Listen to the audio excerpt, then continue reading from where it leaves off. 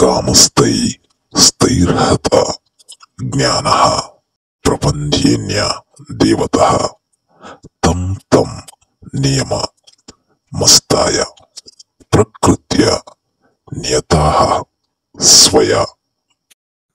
ಸ್ನೇಹಿತರೆ, ಈ ಶ್ಲೋಕದ ಅರ್ಥ, ಐಹಿಕ ಜಗತ್ತಿನಲ್ಲಿ ಬಯಕೆಗಳು ಯಾರ ಬುದ್ಧಿ ಶಕ್ತಿಯನ್ನು ತನ್ನ ವಶದಲ್ಲಿ ಇಟ್ಟುಕೊಂಡಿರುತ್ತದೋ ಅಂಥವರು ಅನ್ಯ ದೇವತೆಗಳಿಗೆ ಶರಣಾಗ್ತಾರೆ.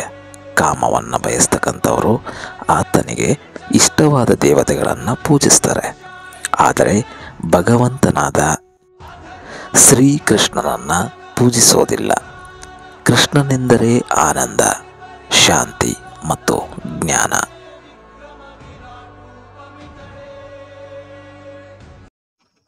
ನಿರ್ಮಾಣ ಮೋಹ, ಜಿತಸಂಗ ದೋಷ, ಆಧ್ಯಾತ್ಮ ನಿತ್ಯ, ವಿನವೃತ ಕಾಮ, ದ್ವಂದ್ವೈರ್ವಿಮುಕ್ತ, ಸುಖ ದುಃಖ ಸಂಜ್ಞೈ ಗಚ್ಚಂತಿ ಮೂಢ ಪದವ್ಯಯಂ ತತ್.